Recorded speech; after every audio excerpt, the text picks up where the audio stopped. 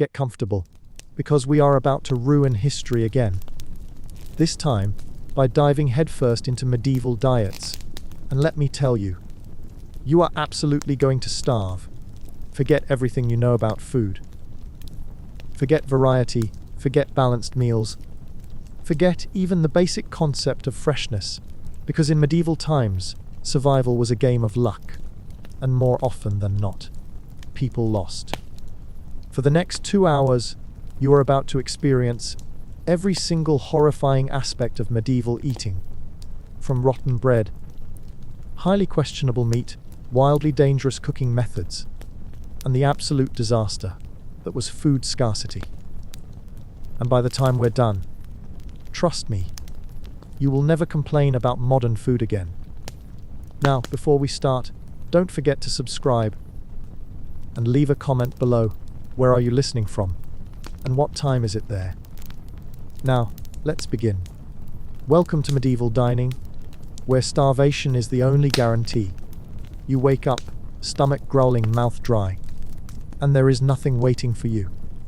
No fresh breakfast, no stocked fridge, no simple morning meal.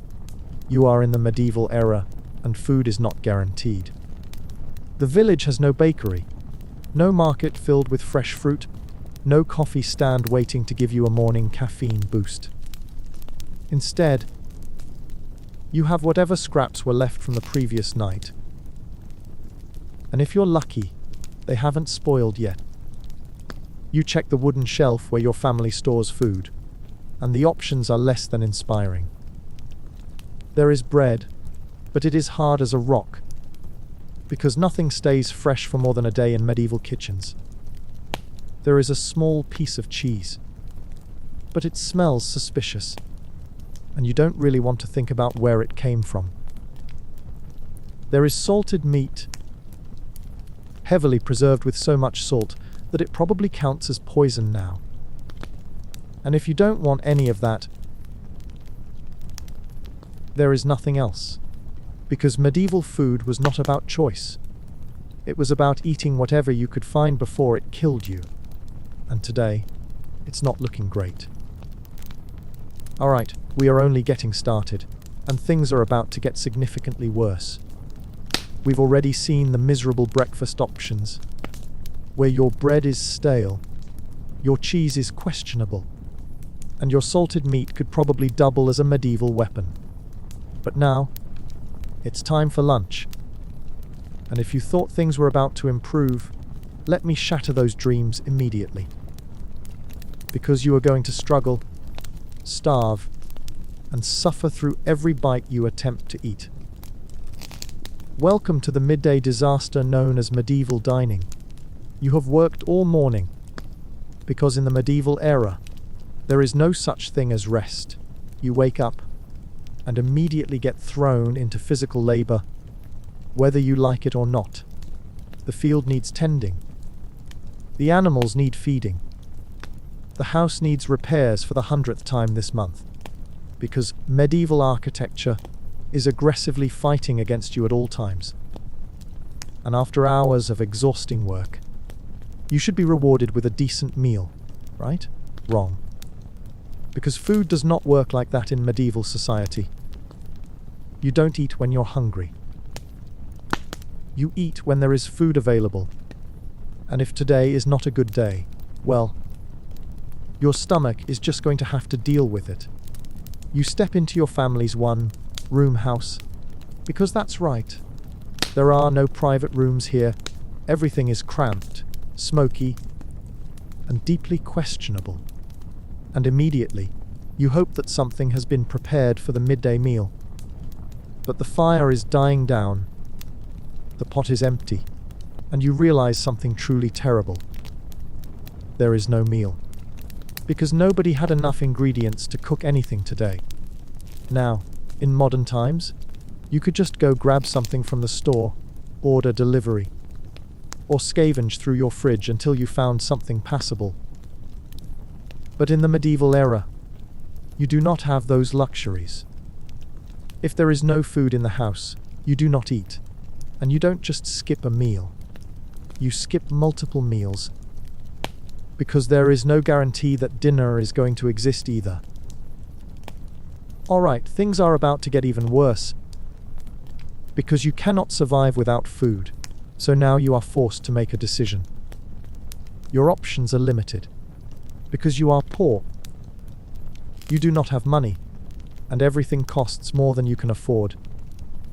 So, you could attempt to buy something from the local market. But that means spending coins you were saving for winter, and you don't know if you'll even have enough. Or you could go forage, wandering out into the countryside and hoping that you find something edible before the sun sets and the wolves start hunting. Or you could steal. Because when medieval people are hungry, they will do absolutely anything to get food. And if it means sneaking into someone else's storage and grabbing an extra loaf of bread, so be it. But the punishment for stealing is severe, and if you get caught, you won't just be forced to return the food. You might be banished, fined, or even publicly punished for your crime. And is that really worth it? Maybe. Because hunger does not wait for justice. Hunger gnaws at your stomach, but you don't have time to dwell on it. There's work to be done, and despite your body's protests, you push forward because food isn't guaranteed. It must be earned, hunted, or begged for. Midday stretches into late afternoon, and your choices are dwindling. You haven't stolen from your neighbor's storeroom yet, but you've considered it more than once. You've already checked the fields for stray grains, scoured the hedgerows for berries, and eyed the chickens with thoughts no honest person should have. Maybe today is a market day, and if you're lucky, you might find someone selling bread, though not fresh and certainly not soft. What you're looking at is coarse, heavy, and probably crawling with unseen insects. You weigh your options carefully. You have a few small coins, earned through back-breaking labor, and you know you'll regret spending them. Now, because winter looms ahead, and food will be even harder to find. But if you don't eat something soon, you might not leave long enough to worry about winter. Eventually, you hand over your coin and take the bread. It's dense, dry, and will be difficult to chew, but at least it's something. As you eat, you glance around and wonder if your neighbors have food, or if they're suffering just like you. Some people have been luckier, scoring a bit of fish or game, though it's likely undercooked or spoiled. Others are gnawing on roots that have been scraped clean of dirt, praying they don't get sick. You remind yourself that you are fortunate to have anything at all. Some days, there is nothing. Some days, people starve, and dinner. Well, you try not to think about that. Yet, it's coming soon enough, and you already know it won't be any better. But the sun is setting, and you must prepare for whatever the evening brings. You need warmth, shelter, and, if possible, just one more bite of food before the night claims you.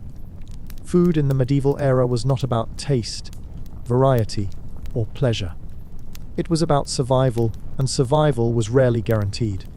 You hear the stories, the grand feasts, the flowing wine, the tables piled high with roasted meats, delicacies from distant lands, sugar, glazed fruits, golden pastries filled with spiced honey. It's a lovely fantasy, a shimmering illusion of medieval abundance, but it is exactly that, an illusion. Because, unless you were royalty or one of the few lucky nobles who happened to be swimming in wealth, none of that was coming anywhere near you. The reality was far more depressing, local, seasonal, monotonous, and often dangerously insufficient. There was no global food trade, no refrigeration, no easy transport for distant harvests. You ate what was available, and what was available depended entirely on your luck. If the weather was kind, if the fields were fertile, if the grains ripened in time, You might get enough to sustain yourself. If not, well, let's just say starvation was considered a normal part of life. The majority of medieval diets revolved around grains: barley, rye, oats. Sometimes wheat, if you could afford it. Bread was the foundation of existence, but it was never guaranteed. You needed a steady harvest to keep the supply constant. And if anything went wrong, drought, excessive rain, sudden frost, your grain stores would shrink, and your stomach would remind you of that fact every single day. Bread in the best circumstances was dense, coarse, often filled with mystery ingredients that probably should not be consumed by humans. In the worst circumstances, it was non-existent. You tried to stretch it as far as possible, scraping the last remnants of flour together, mixing it with whatever you could find, baking loaves that were more rock than food, gnawing on them like a desperate dog just to trick your body into believing it had something. And meat. Meat was for the privileged. Sure, you got occasional scraps. Fish if you lived near water, a chunk of salted pork if you had access to trade, maybe a rare feast where someone in the village managed to hunt down a deer. But for the vast majority of people, meat was not a daily occurrence. It was expensive, difficult to preserve, and often shared in tiny portions when available.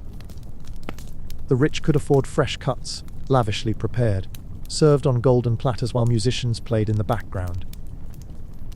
You, meanwhile, had access to whatever was left over, assuming you could even get near the leftovers. Then there was the absolute nightmare of food scarcity. You think skipping a meal is bad. Try skipping entire weeks. The medieval world was cruel, unpredictable, and entirely at the mercy of nature. If the weather decided to ruin your crops, it was over. One of the most infamous examples of this catastrophe was the Great Famine of 1350-1317, an era of pure misery where the skies refused to cooperate, the fields drowned in excess rain, and crops rotted before they could be harvested. Grain prices skyrocketed, livestock died, and villagers were left staring at empty food stores with no solutions. When hunger sets in, people start making choices that should never have to be made. Farmers ate the seeds meant for next year's crops, ensuring that the following year would be just as miserable as the current one. Parents abandoned their children, unable to feed them. Thieves roamed the countryside, stealing food from those who barely had enough for themselves. And when things became truly desperate, whispers of cannibalism spread through the land. No one wanted to talk about it directly. It was too horrifying, too shameful, but the stories persisted. Travelers disappearing, bodies found stripped of flesh. Villages where rumors of human feasting grew too loud to ignore. You don't question it. You don't ask. You just try to stay alive long enough to see another season. And the worst part, there was no real solution. No emergency food relief. No government aid, no magical reserves to dig into. You either found food or you didn't. And if you didn't, you died. That was the brutal simplicity of medieval life. People didn't think of hunger as an unfortunate setback. They thought of it as an unavoidable reality. There were good years and bad years. And when the bad years arrived, no one expected them to pass without casualties. There were no guarantees of survival, no safety nets, no comforting reassurances. Hunger didn't discriminate. It took the weak first, then moved on to anyone who could no longer sustain themselves. Even the strong were at risk. You think muscle and endurance matter. Try fighting against starvation. Try watching as your limbs weaken, your body shrinks, your mind begins to slip into quiet desperation. So the next time you see paintings of royal feasts, with elegantly dressed lords and ladies indulging in decadence, Remember that the majority of medieval people would never even smell food like that, let alone taste it. Their reality was far more grim, far more brutal, and far more uncertain. Bread was never guaranteed. Meat was a luxury. Hunger was inevitable. And survival, that was a gamble. Every meal you eat revolves around one unavoidable reality: grains. They form the backbone of your diet, shaping everything from the bread you choke down in the morning to the pottage you force yourself to stomach at night. Nearly 80% of your calories come from cereals. Wheat, barley, rye, oats, each grain dictating your daily struggle for sustenance. Bread is the pillar of existence, but not all bread is created equal. Your bread determines your place in society. It announces your wealth, your status, your ability or inability to afford even the most basic provisions. If you're rich, you eat manchet, soft, pale, beautifully refined white bread, made from the finest wheat, free of impurities, light in texture. It is a luxury most people will never taste. It belongs to lords, merchants, those fortunate enough to live at the very top of medieval society. If you're poor, you eat horse bread or maslin. Dense, coarse, often bitter, sometimes mixed with mystery ingredients that should probably never be consumed by humans. This is dark, heavy bread, made from cheaper grains, ground together with whatever is available. It is thick, chewy, an exhausting ordeal to bite through, but it is food, and in medieval times, food is never something to complain about. Because if you have bread, you are surviving. And then there's gruel and pottage, the unavoidable boiled mush that makes up most of your daily meals. Bread is a staple, but it is not enough on its own. It must be accompanied by whatever else you can scrape together, which, realistically, is not much. Pottage is grains boiled into thick slop, bulked up with whatever vegetables you can find: leeks, onions, cabbage, anything that grows reliably enough to be thrown into a pot and boiled into submission. It is filling barely, but it is bland, repetitive, and unappetizing. You eat it because there is nothing else, not because you enjoy it. And protein. Well, good luck. Meat is not part of your regular diet. It is a rare indulgence, something you encounter only occasionally. A scrap of pork if you are lucky, a bit of fish if you live near water, but nothing consistent. Dairy is supposed to be a fallback. Milk, cheese, butter. Basic staples that should help you survive, but even those are unreliable. Milk spoils immediately. Butter is expensive. Cheese is only available if you have livestock, which most people do not. And if it is a fasting period, which happens frequently, you do not eat any of these things at all. Instead, you stretch your pottage thinner, dilute your grains, convince yourself that hunger is holy, and pray you don't collapse before the fasting period ends. Food is never guaranteed, but hunger is always present. And tomorrow, you wake up and do it all over again. Meat is a luxury. Something that separates the fortunate from the desperate. It's not just about wealth, though that certainly plays a part. It's about access, permission, and whether or not the authorities decide you deserve a proper meal. You don't simply go out into the woods, take a bow, and hunt down whatever you find. You don't track deer through the undergrowth, string up rabbits in snarers, or forage for wild game to fill your table. No, you live under forest law, a strict and merciless system introduced under Norman rule that decides who is allowed to hunt and who is forbidden. And unless you are nobility, royalty, or extremely privileged, you are most definitely among the forbidden. The forests don't belong to you. They belong to the king, to the lords, to the privileged few who have the legal right to take what they want from the land, while the rest of society starves, just outside the boundaries of the royal hunting grounds. Poaching is not just discouraged, it's punishable by extreme brutality. In some cases, the penalty is death. A public execution meant to remind everyone else that stealing game is an insult to authority. In others, the punishment is blinding, because why merely kill a thief when you could instead render him permanently disabled and incapable of ever trying again? And yet, people do it anyway.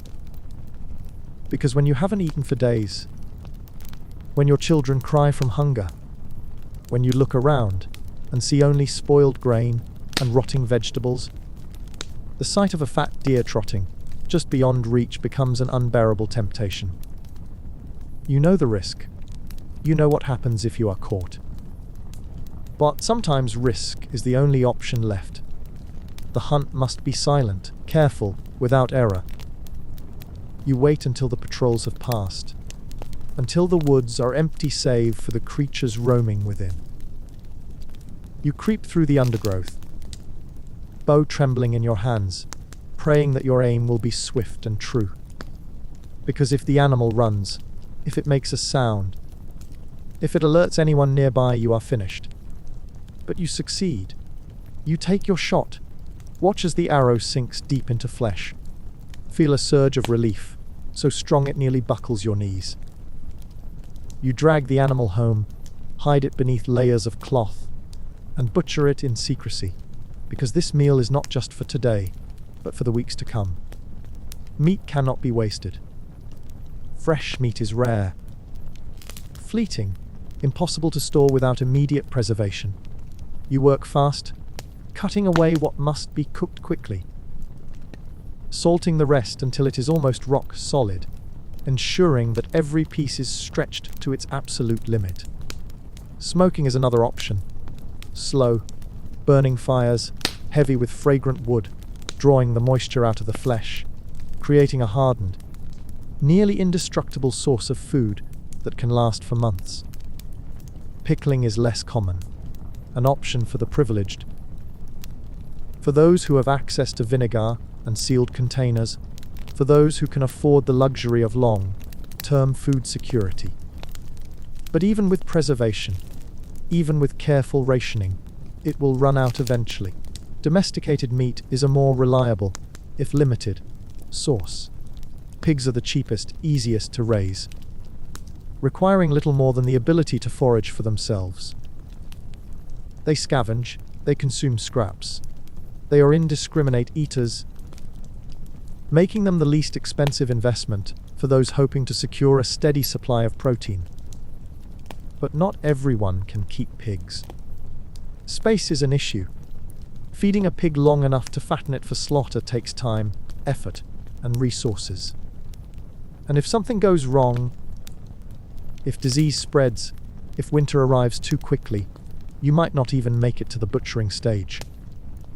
Sheep are another option, though they are valued more for their wool than their meat.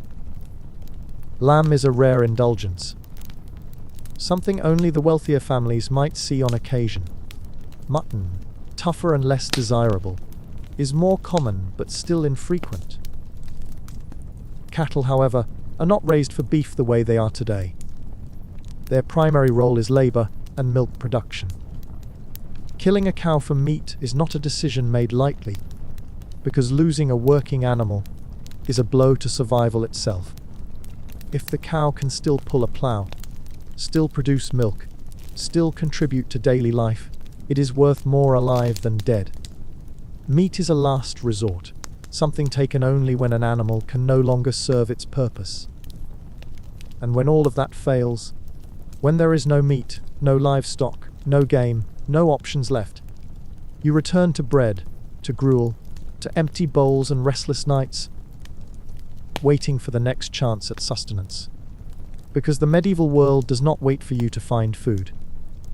You either hunt, steal, struggle, or suffer. And in most cases, you suffer. Medieval cooking was not designed for pleasure. It was designed for survival, masking questionable ingredients and ensuring that food, whatever form it took, could be stretched as far as possible. The rich indulged in elaborate feasts filled with spices, exotic ingredients, and dishes so bizarre they barely resembled food. The poor, however, had no such luxury. Their meals were a battle against scarcity, where creativity met desperation, and the results were often deeply unsettling. At the heart of medieval cuisine was mortrews, a meat paste that defied explanation. It was made by grinding pork, or chicken into an unidentifiable mush, thickening it with bread crumbs, and aggressively seasoning it with spices to disguise its true nature. This was not a dish meant to be admired. It was meant to be consumed quickly, before its smell betrayed just how long it had been sitting out. It was neither solid nor liquid, existing in a strange purgatory between soup and loaf, an unfortunate medieval creation that could be either spread on stale bread or eaten straight from the bowl with a spoon, if one had already abandoned hope. Meanwhile, the upper classes were indulging in fish jelly, a dish so needlessly extravagant it could only exist in a time when people believed excess was a substitute for logic. Pike or eels, both unfortunate creatures doomed to a medieval kitchen, were boiled into submission, their essence extracted and forced into an aspic, creating a wobbling, translucent monstrosity that would arrive at the dinner table with all the enthusiasm of a cursed object. The gelatin held its shape, shaking slightly as it was placed before expectant guests who pretended not to notice that their meal looked like something that should never have been created in the first place. It was a dish that refused to be appetizing, yet remained a favorite among those who had the wealth to indulge in such peculiar horrors. Then there was the matter of dairy, or rather, the lack of it. Medieval Europe was religiously strict, and fasting periods meant that milk, cheese, and butter were temporarily forbidden, forcing people to seek highly questionable alternatives. The result: almond milk. Today, almond milk is seen as a reasonable option, but in medieval times, it was a feeble attempt at making porridge less miserable during Lent. Ground almonds were violently pulverized, mixed with water or wheat broth, and declared a substitute for real milk, despite lacking everything that made dairy essential in the first place. It was thin, barely flavorful, and a reminder that fasting was not about spiritual purification. It was about suffering. And then came the sauces, an explosion of color, vinegar, wine, and saffron, all mixed together in an attempt to make food taste like something other than the inevitable decay it was undergoing. These sauces were not subtle. They were aggressive, drowning dishes in a tidal wave of overpowering flavors until the original meat or fish was entirely unrecognizable. Some dishes were so heavily spiced with cinnamon, cloves, or ginger that diners had no idea what they were eating, only that it burned slightly, smelled intense, and would hopefully not kill them before morning. But if all of this sounds bad, none of it compares to hedgehog pea, a dish that should not exist, yet absolutely did. Somewhere, in the madness of medieval culinary experimentation, someone decided that hedgehogs were a fine source of meat, and thus, hedgehog pie was born. The preparation was as horrifying as expected. First, the unfortunate creature was skinned, its meat cut into small pieces, and then encased within thick pastry, baked until the crust was golden, and the filling was thoroughly unfortunate. This was not a dish for the faint of heart, nor was it something anyone in modern times would willingly consume. Yet it was considered an acceptable delicacy in certain medieval regions. It is important to remember that none of this was about enjoyment. Food was either a desperate attempt to stretch limited supplies, or a display of wealth so absurd that meals became spectacles rather than sustenance. And no matter where you stood, peasant or noble, starving or full, every meal carried the reminder that survival was never guaranteed. You ate what was available. You endured whatever questionable creations arrived at the table. And you hoped that you would live long enough to forget the taste of hedgehog pie. Because that was medieval dining, and none of it was safe. Food in England before 1066 was, let's be honest, deeply uninspiring. It was functional, simple, and aggressively unsophisticated. If you were eating in Anglo-Saxon England, your meal was boiled, bland, and barely seasoned. Because spice was a foreign concept, flavor was not a priority, and food existed only to prevent starvation, not to be enjoyed. You had gruel, you had bread, you had whatever tough meat you could scrape together.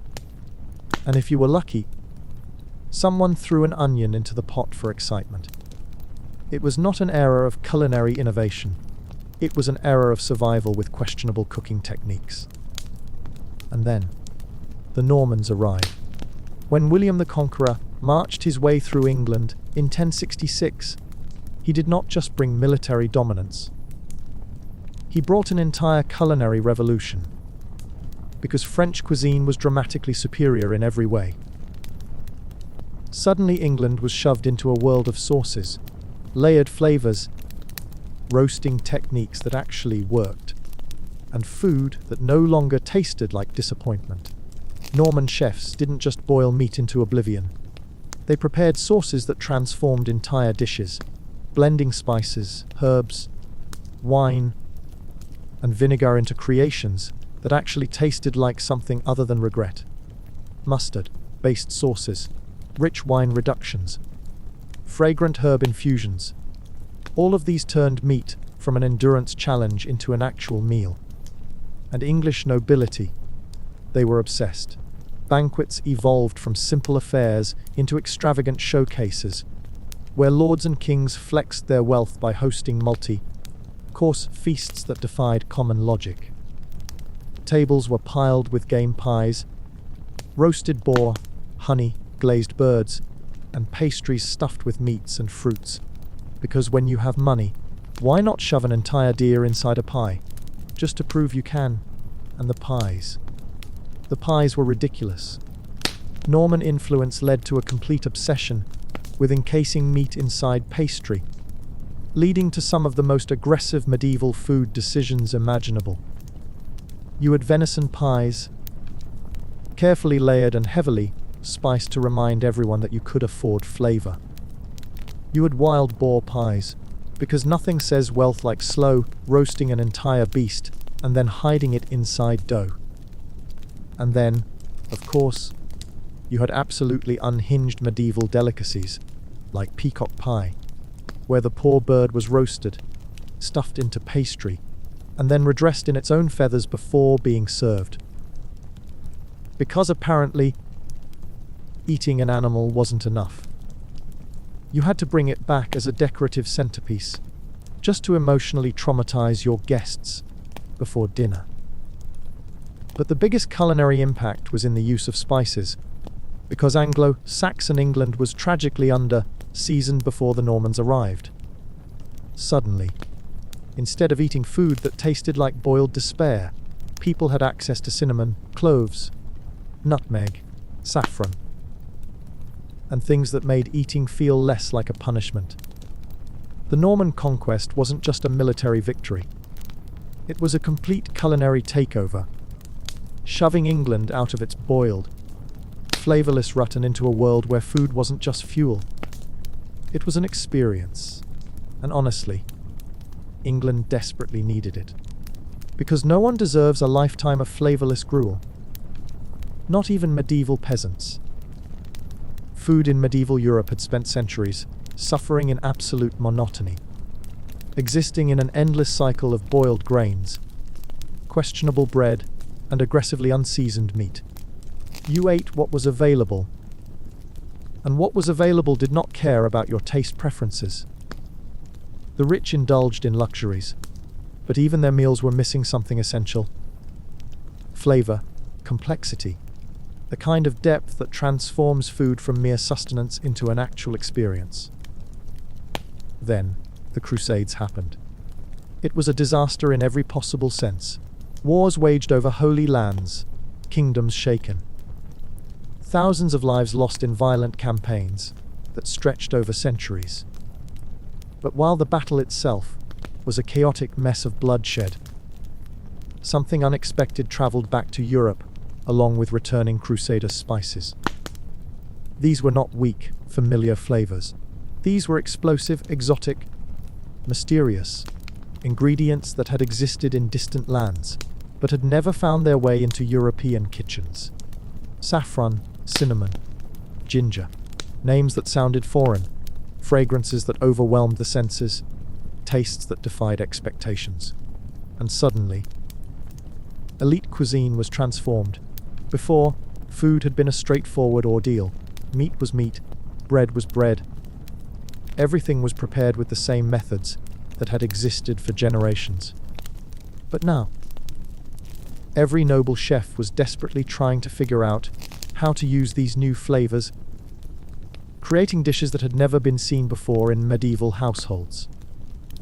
Saffron turned broths golden, infusing them with an aroma so rich that even the simplest dish became something extraordinary. Cinnamon wasn't just reserved for sweet foods.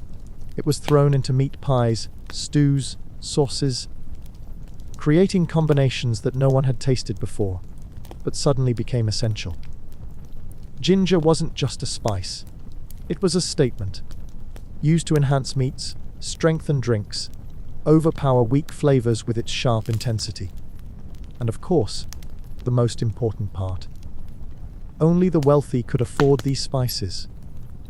Because importing exotic ingredients was not cheap. It involved long trade routes, dangerous travels, merchants who charged absurd fees, and nobles who fought over the supply like medieval food critics on a power trip. A dish flavored with saffron or cinnamon was a symbol of status. It wasn't just food, it was a declaration of wealth, which meant that if you were poor, starving, barely surviving, you watched as the nobility drowned their meals in exotic flavors, while you gnawed on stale bread and hoped your next meal wouldn't be another bowl of punishment porridge. Europe would never be the same again. The Crusades had changed food forever, introducing complexity, excess, obsession, and reminding everyone that in medieval society, status was measured not just by wealth or land, but by the spices in your kitchen. And if you didn't have any, you stayed on the wrong side of history, eating the same bland medieval gruel, while the elite feasted on flavors you didn't even know existed. Because even in medieval dining, inequality was always present. And food was never just food. It was power. You don't wake up expecting the world to end. You go about your day, tending to the fields, gathering supplies, worrying about the usual misfortunes, failed crops, lost wages, the unrelenting burden of survival in a society that cares nothing for the common man. You might have heard whispers, uneasy murmurs from passing travelers, stories of sickness, of bodies piling up in distant cities, of some invisible force that no prayer or physician could stop. But rumors are common. Fear spreads faster than truth. You tell yourself that whatever they are afraid of, whatever nightmare has gripped them, it is far away. It is not here. It is not yours to worry about. Then the coughing begins. It starts with one person, maybe a neighbor, maybe someone selling bread in the market. Then another, then 5, then 10, each of them looking worse with every passing hour. The fever sets in. Skin darkens, blotches spreading beneath the surface like bruises made by unseen hands. The swelling comes next, large, grotesque lumps rising on necks and groins, pulsing beneath the flesh like something that does not belong. The smell changes.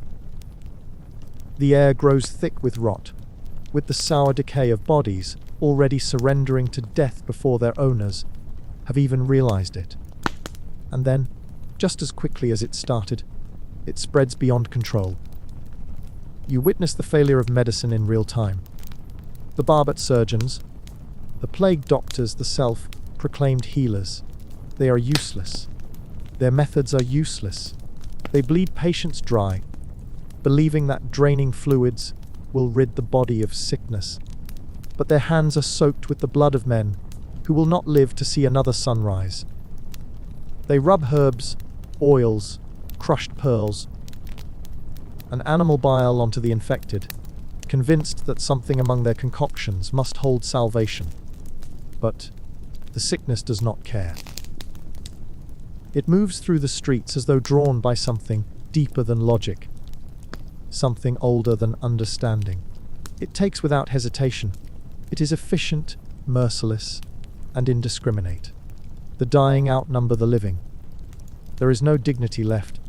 Priests cannot keep up with last rites. Graves overflow. Mass pits are dug in hurried desperation, but even they are not enough. Streets are littered with bodies. Houses hold entire families who died together, their windows shut, their doors locked. As if denying entry to the world might somehow deny death itself. You watch cities fall apart, leaders abandoning their duties, survivors fleeing to the countryside, hoping that distance will protect them. But the sickness follows. It lingers in the breath of those who have escaped, carried in the folds of cloth, in the dust of roads long traveled. You wait. You do not know if it will come for you next.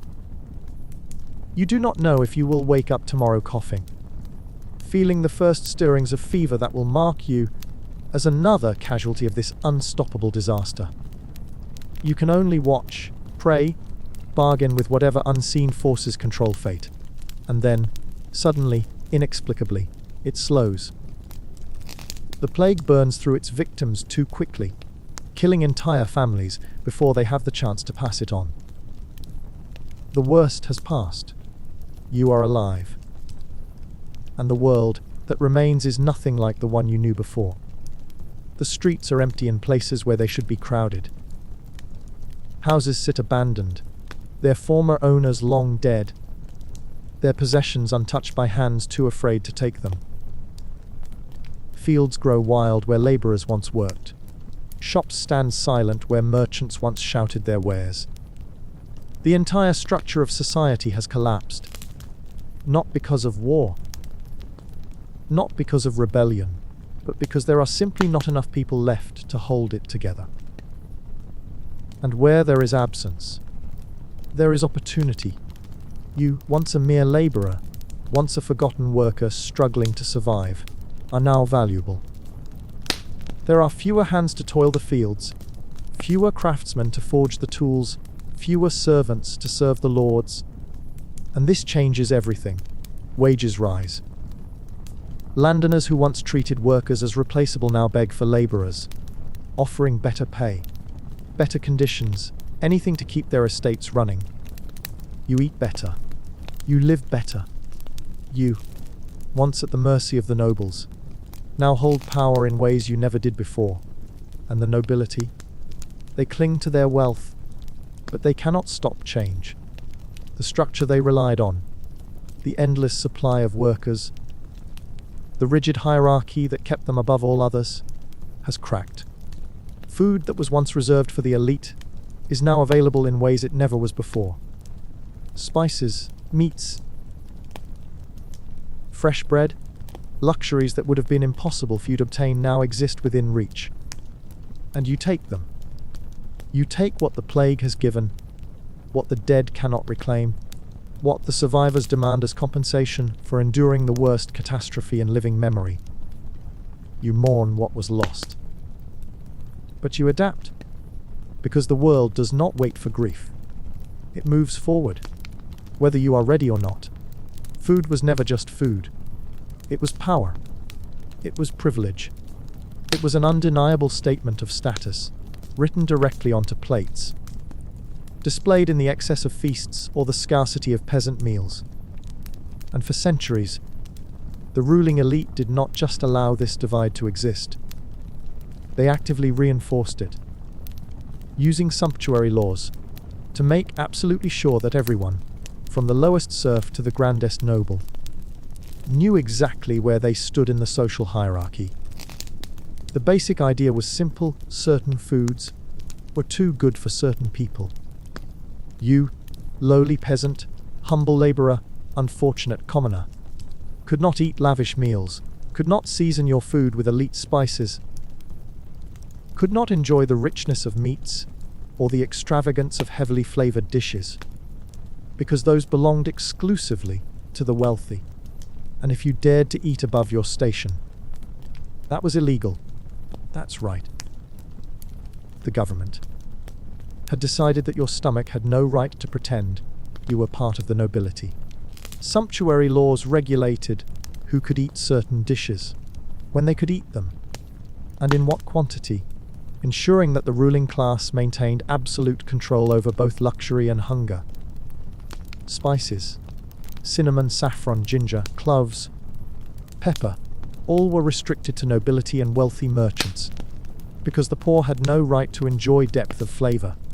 Meat, roasted game, carefully butchered venison, slow-cooked boar. These were reserved for those who could afford grand feasts, while the lower classes gnawed on scraps and prayed for an actual meal. Elaborate sauces, thickened with wine, infused with delicate herbs, refined until they were an experience rather than a simple meal. Absolutely not for commoners. The peasants, the workers, the people who kept society running, were given grain, roots, and disappointment, because the idea of allowing them access to the same luxuries as the elite was considered outrageous. The enforcement of these laws was aggressively absurd. Imagine sitting in your small, smoke-filled one-room home, finally scraping together enough coin to purchase something special, perhaps a rare cut of meat, perhaps a handful of exotic spices, and suddenly realizing that if you actually ate it, you could be fined, punished, or even imprisoned. Yes, imprisoned. For eating fancy food. Authorities monitored kitchens, investigated market transactions, and ensured that anyone caught violating these restrictions was swiftly reminded of their place in society. A peasant caught using expensive saffron in their pottage, punished for daring to season their misery. A merchant attempting to serve game at a private dinner, fined for forgetting that venison was reserved for nobility. Even clothing reflected these laws. If your meal was too rich, your outfit was too fine, and your household too extravagant, you were accused of trying to impersonate a higher social class, and that was simply unacceptable. Because in medieval Europe, wealth was not just about money. It was about access, privilege, and the enforced suffering of the lower classes. Meanwhile, the nobility thrived in excess. Feasts stretched for hours, tables piled high with meats, pastries, sauces so thick and heavily seasoned that they barely resembled the dishes commoners ate. Every meal was a spectacle, a deliberate display of power, ensuring that guests understood exactly how privileged they were compared to those who lived beyond the castle walls. The variety was stunning. Roasted birds, served whole and dressed in their feathers for dramatic effect. Towering pies, stuffed with layers of game meat and rich fillings, designed to impress rather than sustain. Alcohol flowing freely, the kind of indulgence that peasants would never witness in their lifetimes. And the most ridiculous part, the nobles weren't even finishing their meals. They ate to excess, then discarded the remnants, left entire plates untouched, because wasting food was yet another way to prove their superiority. They would rather throw away good meat than allow the lower classes to eat it, because power was measured not just by consumption, but by the ability to deny others access. And yet, people defied these laws. Some peasants smuggled spices into their homes, carefully rationing tiny amounts to season their miserable meals. Some merchants risked punishment to serve rich dishes in secret, sharing forbidden foods behind closed doors. There were always those who rebelled against restrictions, refusing to accept that they should suffer simply because society had decided they were unworthy of comfort. Sumptuary laws could regulate food, enforce fines, threaten punishments, but they could not erase hunger, nor could they prevent people from seeking something better. So the system remained deeply flawed, and eventually, as societies evolved, as laws loosened, as rebellions reshaped the world, the strict regulations on food began to fade. Food may have become more accessible, but that doesn't mean it was any better for your health. In fact, now that you could technically eat a more varied diet, you had a whole new set of problems to deal with. Namely, the fact that nobody had any real understanding of nutrition, and entire populations were slowly falling apart without even realizing it. Because medieval food wasn't just scarce, it was actively betraying you, sneaking in deficiencies, diseases, and deeply unfortunate side effects, disguised as innocent meals. You might be eating more, sure. You might be enjoying slightly better bread, slightly less questionable meat, and even the occasional spice-ridden feast if you happen to be in the right place at the right time. But what you're not getting is proper nutrition. Because medieval diets were horrifically unbalanced, leading to crippling diseases that nobody understood. And you, unfortunate medieval citizen, are about to experience every single one of them. First up, rickets.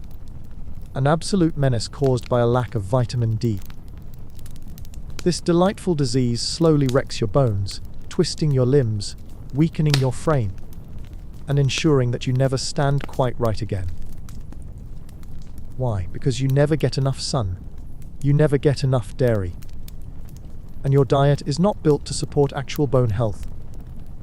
You're hunched, aching, slightly bow-legged. And you just assume this is normal. Because half the people around you are suffering from the exact same thing. Pain is just part of life, right? Then there's scurvy. A spectacular disaster caused by a lack of vitamin C, ensuring that your gums rot, your teeth loosen, and your body actively rebels against you in slow, miserable stages. Because guess what? Fruit barely exists in your diet. Vegetables are scarce, fresh produce is basically a mythical concept, and the idea of an orange. Completely out of reach. What does that mean? Your body slowly collapses in on itself, your wounds refuse to heal, and your limbs are one unfortunate bruise away from complete disaster. Oh, but we're just getting started. Anemia, the grand fatigue machine, hits next. Because iron, that's for the rich. Meat, rare. Leafy greens? What are those? Your blood is struggling, your body can barely function, and you have never felt energetic in your entire life. You are permanently exhausted, light-headed at the worst possible moments, and one strong gust of wind away from collapsing into a pile of medieval disappointment. Then comes pellagra, the niacin deficiency nightmare brought to you by your relentless reliance on untreated cereals. Because when you spend your entire life eating bread and grains, without actually getting varied nutrition, your body decides it's had enough. Pellagra ensures that you develop horrific skin conditions, painful digestive issues, and even full-blown mental deterioration. You thought life was miserable before. Try losing your grip on reality while covered in burning, flaking skin. But nothing compares to egotism, otherwise known as St. Anthony's Fire, the hallucinatory horror show caused by moldy rye flour. Imagine this: you wake up, feeling slightly strange, thinking that maybe the bread tasted a little off last night. But you shrug it off, Because what else are you going to do? Starve? Absolutely not. So you go about your day, only to realize, slowly, horrifyingly, that something is deeply wrong.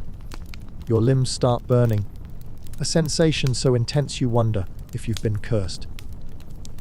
Your hands start shaking, your vision goes strange, and suddenly, you're hallucinating. You are having full-blown medieval fever dreams in the middle of your daily routine. You see visions, you hear voices, and worst of all, your flesh is starting to rot. Yes, rot. Ergotism doesn't just make you hallucinate wildly, it causes gangrene, ensuring that your extremities slowly decay while you are still painfully, tragically alive. And suddenly, everything makes sense. You finally understand why half the people in your town believe in witches, curses, and demons. Because if you have no scientific explanation for what's happening, the only logical conclusion is that you've been hexed into oblivion by forces beyond your control. You might pray for salvation. You might beg the priests to rid you of your suffering. But in the end, nothing works. Because this is not divine punishment. This is bad medieval food. So congratulations, medieval citizen. You have survived war, famine, class oppression, only to be completely annihilated by your own diet. There is no escape. There is no hope. And most importantly, there is no vitamin C. Now go try not to hallucinate through the rest of your miserable medieval existence. Food is power. Food is privilege. Food is the difference between struggling to chew stale barley bread and reclining at a banquet table, watching servants pile exotic delicacies onto golden platters while musicians play in the background. Because in medieval society, what you ate was not just about survival. It was a declaration of status, a physical representation of your place in the social hierarchy. And if you were at the bottom, you better get used to disappointment. The nobility had it all: imported spices, rare meats, flowing wine, extravagant feasts that lasted for hours. Because when you have money, land, and influence, you are absolutely going to make sure your meals remind everyone of your superiority. Nobles weren't just eating to sustain themselves. They were eating as an act of dominance, using food to display wealth, excess, and the undeniable fact that they were living significantly better lives than the miserable peasants outside their castle walls. Imagine stepping into a medieval noble's dining hall, where long tables stretch endlessly, covered in exquisite silverware, delicate goblets, and embroidered tablecloths, so fine that peasants wouldn't even be allowed to touch them. Everything is lavish, deliberate, ridiculously unnecessary, because nobility didn't just eat to satisfy hunger. They ate to impress. And what did they eat? Absolutely everything that commoners couldn't afford. First, there were spices, imported luxuries that could transform even the most ordinary dish into a masterpiece. Pepper, cinnamon, cloves, all brought in through expensive trade routes, carefully guarded, reserved for the elite who could afford to drown their meals in flavor, while the lower classes chewed on whatever bland nightmare they could find. Then, sugar, possibly the most exclusive, outrageously expensive ingredient imaginable. Forget modern times, where sugar is in absolutely everything. In medieval Europe, sugar was a rare luxury, something only the wealthiest could enjoy. Carefully rationed, treated with the same reverence as gold. If a dish had sugar, it wasn't just food, it was a statement of power. Meat. Absolutely, but not just any meat. Nobles weren't eating cheap cuts or salted scraps. They were feasting on game meats, the finest selections hunted specifically for their tables. Deer, boar, pheasant, even peacock. Because why settle for an ordinary bird when you could eat something colorful, strange, and excessively decorative? And of course, wine, copious amounts of it, flowing freely, filling goblets, turning every meal into an indulgent, carefree affair. Nobles drank wine because it was prestigious, because it separated them from the peasants drinking questionable ale, and because if you had power, you were absolutely going to use it to get drunk at every possible opportunity. Meanwhile, the peasants, bread, pottage, ale, and a lifetime of regret. The contrast was so extreme it was practically cruel. While the nobility drowned in luxury, the lower classes were left scraping together whatever they could find, settling into the same miserable cycle of repetitive, barely edible meals. Peasant bread wasn't soft or refined like the manchet enjoyed by the elite. It was barley bread, coarse, dense, possibly filled with mystery ingredients that no one wanted to think too hard about. It wasn't a delicacy. It was a necessity, something that would either keep you alive or break your teeth in the process. Pottage, the one thing everyone had to eat every single day. A never-ending disaster of boiled grains, overcooked vegetables, and a desperation to make it taste like something other than regret. If you had access to a few scraps of meat, maybe you could stretch it into something resembling a full meal. But most of the time, you were just swallowing spoonfuls of slop and pretending it was enough. And then because water was suspicious, probably deadly, and absolutely not something you could trust. Peasants drank ale like it was the only thing keeping them from an untimely death, because in many cases, it actually was. It wasn't about getting drunk, though. Let's be honest. That happened constantly. It was about having a liquid that wouldn't actively poison you, because medieval sanitation was an absolute joke. But even peasants had it better than the urban poor. The unfortunate souls trapped in medieval cities, surrounded by crowded markets, questionable food stalls, and a desperate attempt to find something edible before it was snatched away by regulations or price hikes. If you lived in the city, you weren't growing your own food. You weren't hunting.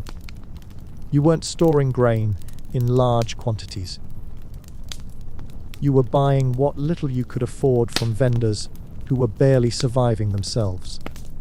You might find cheap pies and pasties, small, handheld meals stuffed with whatever low-grade ingredients were available, sold on dirty streets, consumed quickly, because food wasn't about luxury, it was about survival.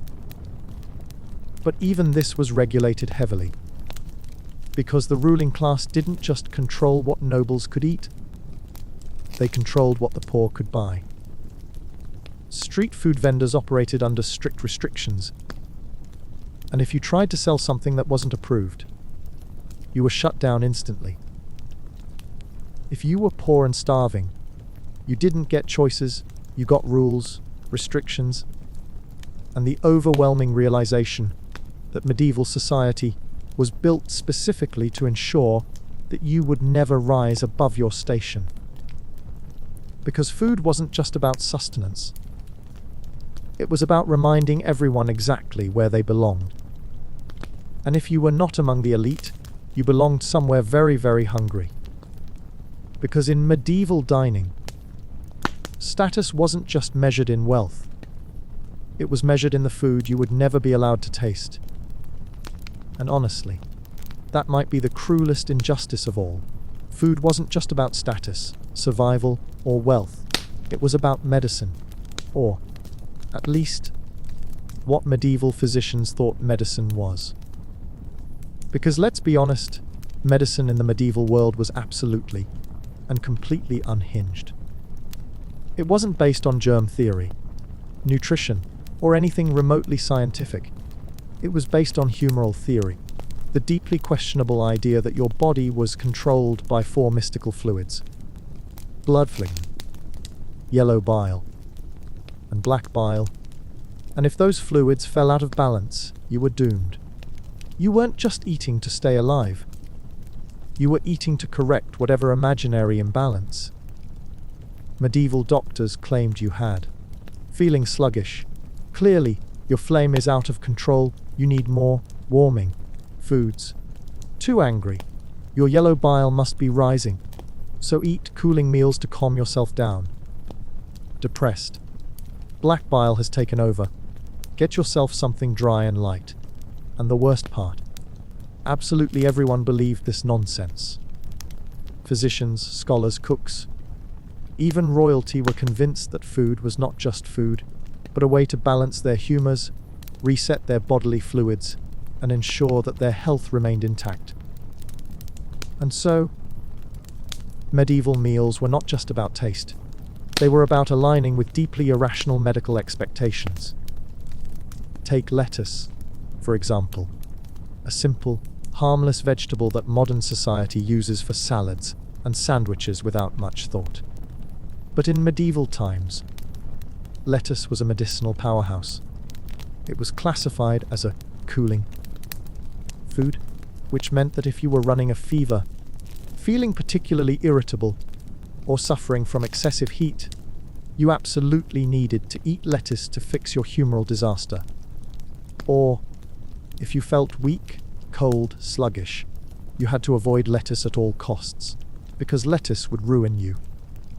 It would make you even colder, even slower, and probably send you into an irreversible medieval downward spiral. Now, contrast that with red wine, which was the ultimate warming drink, a miracle cure for anything that made you feel sluggish, lethargic, or frozen inside your medieval stone house in the middle of winter. Too weak? Drink wine. Too cold? Drink wine. Feeling uninspired? Drink wine. Wine could fix anything, improve digestion, wake the spirit, restore lost vitality, all through the magic of the humoral system. Which meant that if your doctor ever told you that your humors were too cold, the solution was simple. You had to drown yourself in medieval beverages until you felt like a functioning person again. Medieval cookbooks took this nonsense science and built entire meals around it, ensuring that every dish was structured to support humoral balance. Take the form of Curie, a 14th century cookbook so intensely obsessed with humoral balance that every single recipe had some kind of medical justification behind it. Nothing was just eaten for enjoyment. It was consumed to heal, to fix, to prevent imaginary bodily disasters. Dishes were categorized as hot, cold, wet, or dry, ensuring that if you were suffering from any medical imbalance whatsoever, your food could supposedly help. Meats were often considered heating, which meant that if you were feeling slow, weak, or depressed, eating roasted meats could supposedly reset your vitality. Grains were neutral, meaning that they were safe for everyone to eat, which was convenient, because peasants had absolutely no choice but to eat grains every day anyway. Fish. Tricky. It was sometimes cooling, sometimes wet, and sometimes an absolute disaster for certain humoral conditions. Spices were heating, which meant that if your body needed stimulation, you were encouraged to absolutely drown your food in saffron, cinnamon, or ginger until your humors trembled in submission. And if you ignored these medical rules, well, you were asking for trouble. Because every medieval physician would immediately blame your sickness on your dietary choices. And suddenly, your food wasn't just food anymore. It was the reason you were dying. The worst part, nobody questioned this. For centuries, people blindly followed humoral dietary laws, convinced that all sickness stemmed from eating the wrong type of food at the wrong time. Imagine waking up feeling slightly off, nothing serious, maybe just a headache or mild fatigue. But instead of resting, drinking water, or just waiting it out, your medieval doctor immediately diagnoses you with excessive black bile and prescribes aggressively dry foods to fix you. And you believe them, because why wouldn't you? You don't know any better.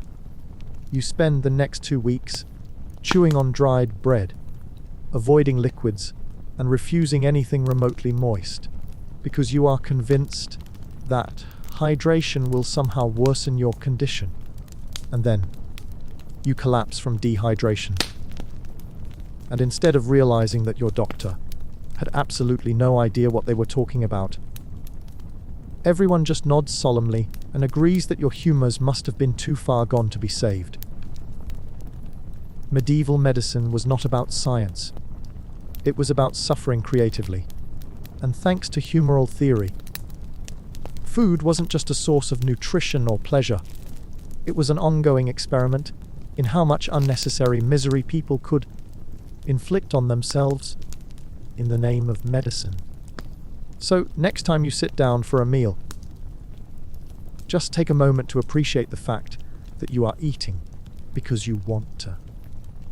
Not because some medieval doctor declared that your humors are dangerously out of balance and you must consume an aggressively dry meal before your spirit collapses. Because, honestly, that is a gift medieval people never got to enjoy. And it might be the greatest medical advancement of all time. The medieval world wasn't just suffering from bad food choices. It was actively waging war against survival itself, throwing famine, war, and plague into the mix just to see how much worse things could possibly get. Because if you thought monotonous meals, humoral nonsense, and class-based food oppression were bad, just wait until you experience complete agricultural collapse, unstoppable bloodshed, and a disease so devastating that entire cities were left empty. Food was already scarce. It was already terrible. But medieval Europe looked at its struggling population and said, "You know what would make this more interesting? Absolute and total catastrophe." First came the Great Famine of 1350-1317. A disaster that struck with the kind of relentless cruelty that ensured millions of people would suffer before it was done. The rain arrived first, a never-ending downpour that drowned fields, soaked grain stores, and turned fertile lands into useless mud pits. The cold followed, cutting deep into every attempt at recovery, ensuring that the crops would not grow, the livestock would not thrive, and nobody would escape the consequences. The result: 10-25% mortality in some areas as people slowly, miserably starved to death, watching their last reserves of food disappear while the sky refused to grant them mercy. People ate whatever they could find: roots, bark, scraps of leather boiled into something vaguely edible, because there was no other option. Desperate parents abandoned children, because there was simply nothing left to feed them. And worst of all, rumors of cannibalism spread like wildfire, as starving survivors realized that if food could not be grown, it could still be taken from the bodies of those who had already succumbed to hunger. Of course, nobody wanted to talk about it directly. Admitting to human consumption was horrifying, shameful, a crime punishable by death. But the rumors persisted. Stories of travelers disappearing, bodies found suspiciously stripped of flesh. Whispers in the dark about what people were willing to do in their worst moments. Because when faced with total famine, morality became a secondary concern. But just when medieval Europe thought it might finally recover, along came the 100 Years' War. Because apparently, unrelenting starvation wasn't enough of a struggle. There had to be large-scale conflict too. This nightmare of a war, which stretched from 1337 to 1453, wasn't just a military campaign.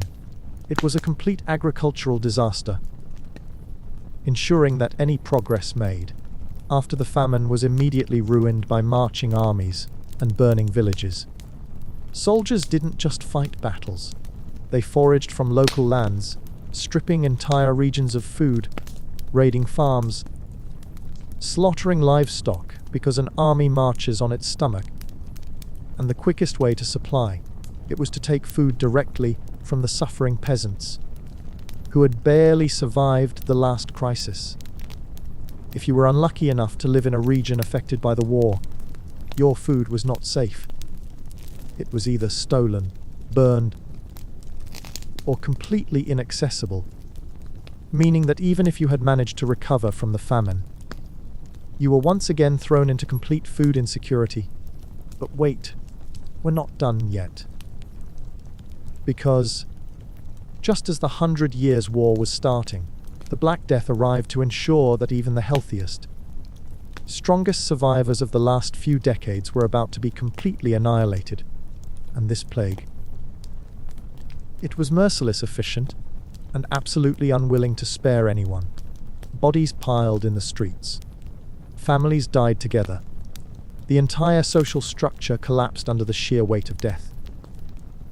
But then, something strange happened. The survivors, those lucky enough to make it through without succumbing to infection, actually found themselves in a better position than ever before. Why? Because the population had dropped so drastically that food was suddenly more available, wages were higher, and competition was lower. Those who endured the worst disasters of medieval Europe were unexpectedly rewarded, experiencing a brief, rare moment where survival actually became easier, where meals improved, where the suffering finally lessened. Ironically, the worst catastrophe in history had reset the balance, creating a new reality where the remaining population had access to better nutrition than before. But that didn't mean things were truly better. It simply meant that after decades of starvation, war, and plague, medieval survivors had finally stopped losing at life for just one moment. Of course, the next disaster was always waiting, ready to ruin everything again. Because if medieval history taught people anything, it was that peace was never permanent, food was never guaranteed, and suffering was just part of the experience. And really, nobody could catch a break. Drinking in the medieval world wasn't just about indulgence, it was about survival. Because let's be honest, water was an absolute disaster. There were no filtration systems, no sanitation measures, no concern for bacteria. If you lived in medieval Europe and casually drank a cup of fresh water, you were basically playing a very high-risk game of bacterial roulette. So, what did people do? They drank ale. Constantly.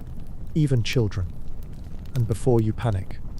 No, this wasn't the kind of ale that sends people tumbling down tavern stairs in a drunken haze. Medieval ale was mild, low, alcohol, and primarily consumed, because it was safer than literally anything else available.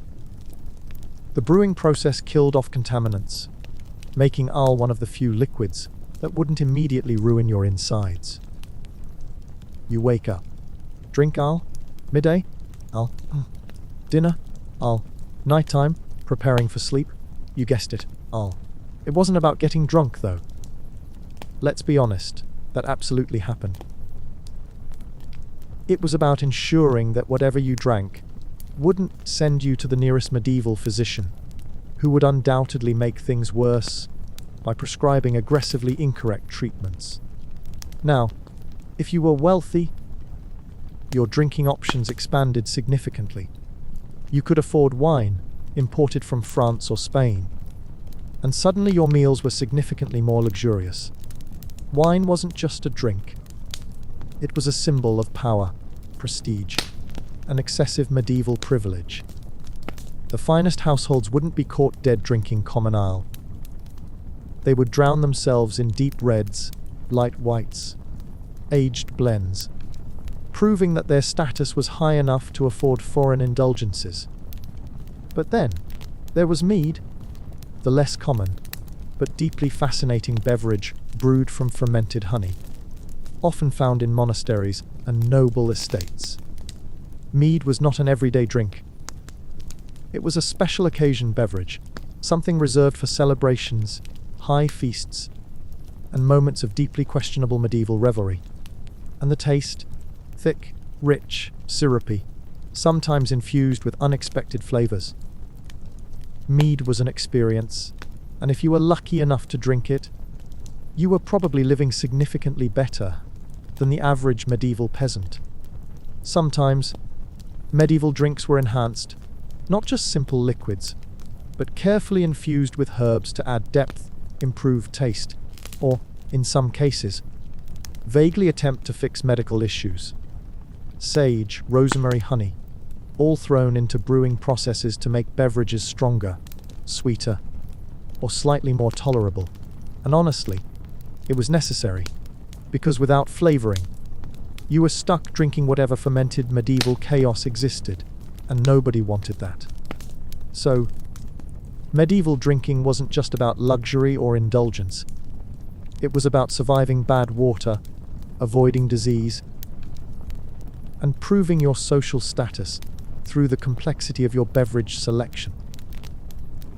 And considering the absolute disasters happening with food, it was probably the only enjoyable part of most medieval meals.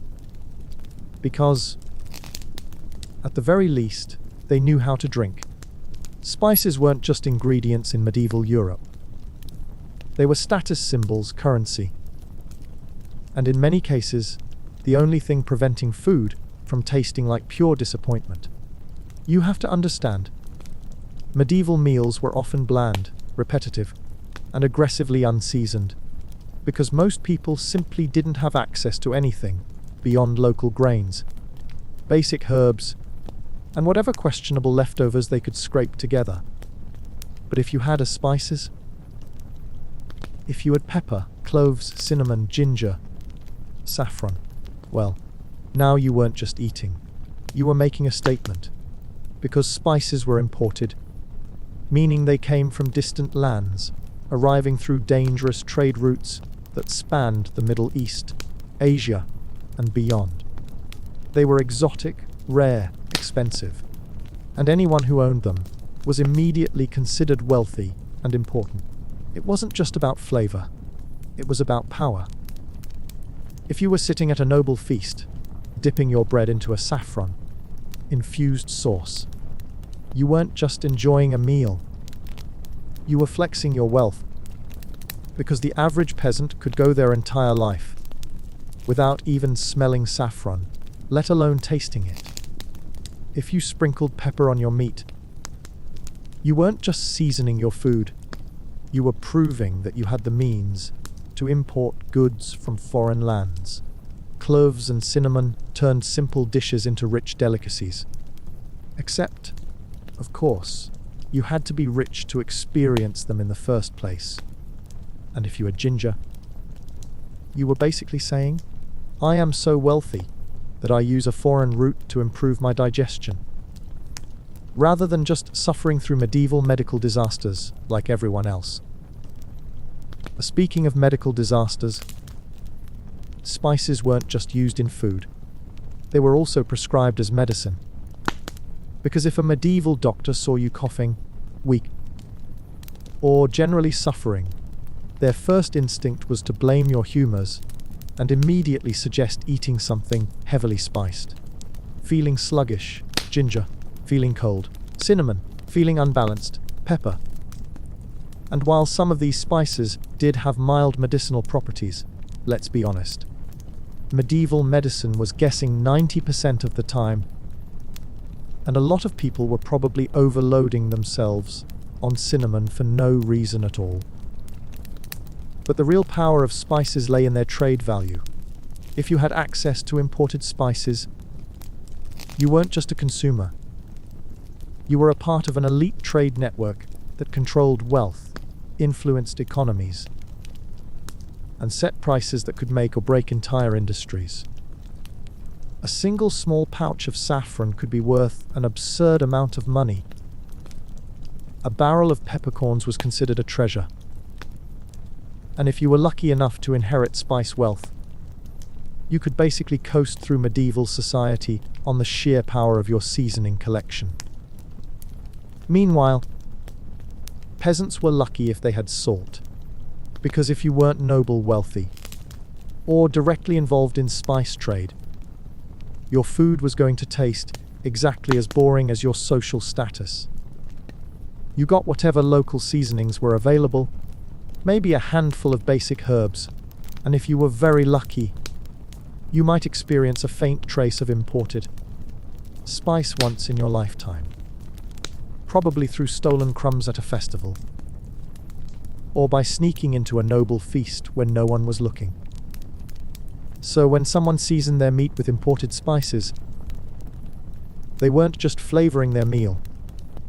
They were making a political statement, showing off their wealth, their influence, their access to the most powerful trade routes in the world. Because in medieval Europe, spices weren't just food. They were proof that you were winning at life, while everyone else suffered through bland porridge and tasteless bread. And really, that might be the most medieval thing of all. Cooking in the medieval world wasn't just a daily necessity. It was a battle against fire, smoke, questionable tools, and recipes that existed solely because kitchens refused to cooperate. Forget modern conveniences. Forget stoves, ovens with dials, precise temperature control, or even basic ventilation. Because medieval kitchens were absolute nightmares of chaos, smoke, and accidental burns. You wanted a meal, you were going to suffer for it. The entire process revolved around open hearths, massive fires built directly into homes, with simple clay or iron pots placed over burning logs, filling the space with so much smoke that every medieval cook was probably developing respiratory issues before age 30. There were no chimneys. Not yet. Just fireplaces that aggressively tried to suffocate whoever was cooking. Meaning that every single meal was prepared while coughing, blinking through thick clouds of soot, and praying that your food wouldn't catch fire before it was done. Because of this, recipes had to adapt. You weren't flipping steaks, sauteing vegetables, or roasting things in convenient kitchen setups. You were slowly stewing everything, because it was the only way to guarantee that the food would cook properly in unpredictable medieval heat. This is why so many medieval meals were basically just large pots of mush, boiled for hours until they resembled something vaguely edible. You didn't have the luxury of precise cooking times. You had long, slow bubbling disasters that hopefully resulted in something edible before the fire decided to ruin everything. And then there was the issue of bread, which was the backbone of every medieval meal, except you weren't baking it at home. Unless you were very rich, in which case you had your own kitchen staff and could avoid the entire nightmare completely. No, most bread was baked in communal ovens. Massive stone structures located in villages and towns, overseen by local lords or church authorities who regulated everything like medieval food tyrants. You wanted bread. You had to follow the rules. Sometimes you paid a tax just to use the oven, because apparently even basic survival wasn't free. Sometimes you weren't allowed to bake at all, because the lord of the land decided that you weren't worthy of freshly made food that day. And when you did manage to bake, you better pray that nobody stole your loaf, because communal ovens meant that personal ownership was vaguely optional. But let's say, somehow, you managed to cook something. You endured the smoke, survived the unpredictable fire, boiled your food into submission, fought for your bread, and now you're finally ready to eat. Do you have utensils? Absolutely not. Because if you were poor, you weren't sitting down with fine tableware, delicate forks, or beautifully crafted plates. You were eating straight from wooden bowls, using your fingers, or wielding a single, slightly rusty knife to handle everything from meat to vegetables. And honestly, That knife was probably your most valuable possession. It was your tool for cutting, stabbing, scooping, and occasionally defending your meal from opportunistic thieves. You cherished that knife because if you lost it, you were going straight back to eating food with your bare hands while glaring at your neighbors in bitter disappointment. Meanwhile, the nobility were dining with elaborate table settings, drinking wine from goblets that cost more than your entire yearly wages, and enjoying gold-trimmed plates, fine linens, and servants who ensured that they never had to touch their food unless absolutely necessary. The contrast was so dramatic that even your unfortunate wooden bowl was probably jealous of noble tableware. But in the end, you ate what you could, with whatever tools were available, in whatever kitchen happened to exist around you. Because in medieval dining, you didn't just cook, you survived the process. And sometimes, that was more impressive than the meal itself. And really, that might be the most medieval thing of all. Food in medieval Europe was not just a necessity. It was a direct reflection of culture, geography, and the chaotic exchange of ingredients through war, conquest, and extremely risky trade routes. You weren't just eating because you needed to survive. You were eating based on whatever strange regional traditions had evolved in your part of the continent, shaped by climate, availability, and the deep-rooted culinary habits passed down through generations of medieval suffering.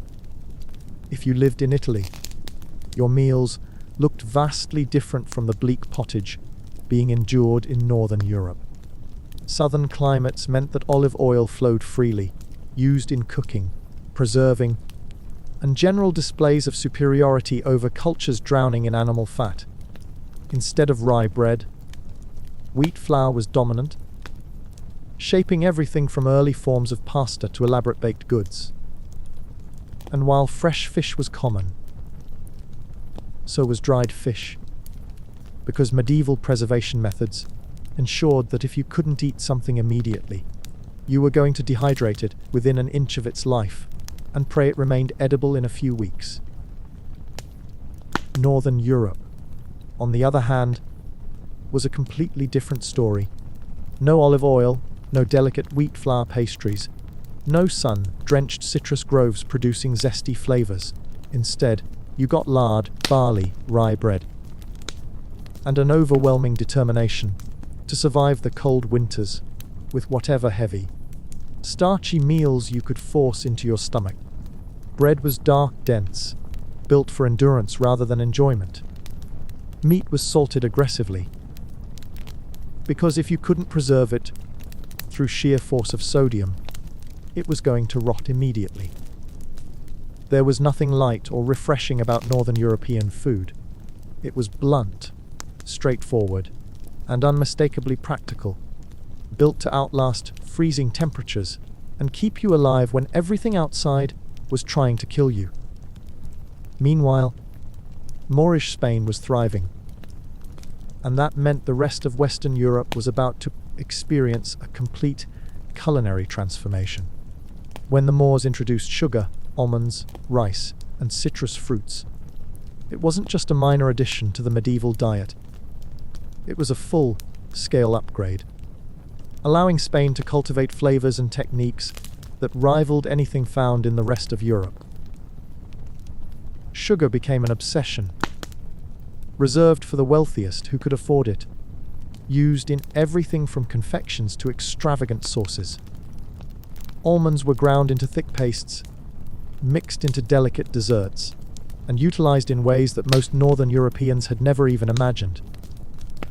Rice, an absolute game-changer, leading to dishes that would later evolve into iconic Spanish staples, allowing meals to become more complex, more varied, and significantly more advanced than the sad, repetitive diets of their neighbors. And citrus fruits, life-altering. If you lived in Spain, you weren't suffering through endless cycles of bland porridge. You were experiencing bursts of bright, fresh acidity that actually made your food interesting. But where did these new ingredients come from? Trade routes, war, and large-scale exploration. The Silk Road wasn't just moving exotic goods. It was moving entire food cultures, transporting rice, dates, and even early forms of pasta through dangerous, unpredictable journeys. Every successful delivery reshaped medieval cuisine, allowing Europe to slowly expand beyond the limitations of local farming, incorporating flavors and techniques stolen from civilizations far beyond their borders. So if you were lucky enough to be born in a region benefiting from trade, your diet was vastly superior. If you lived in an isolated, agriculture-dependent community, you were eating barley and disappointment, because in medieval Europe, food wasn't just a product of survival. It was a direct result of cultural evolution, geographic advantage, and whether or not your country had access to the greatest spice traders in history. And if it didn't, you were going hungry. Again. Forever. Because not all medieval suffering was equal. And some people were eating significantly better than others.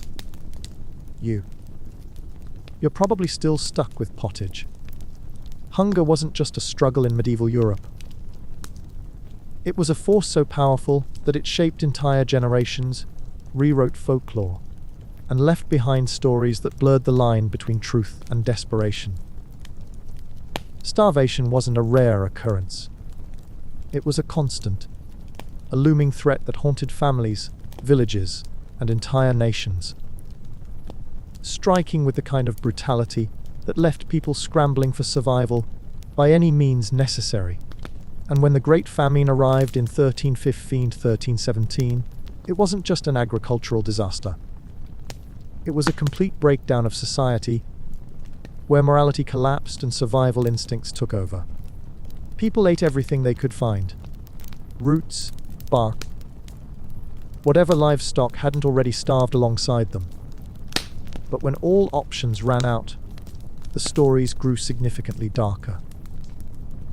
The worst accounts spoke of parents abandoning their children, not because they didn't love them, but because there was simply nothing left to feed them.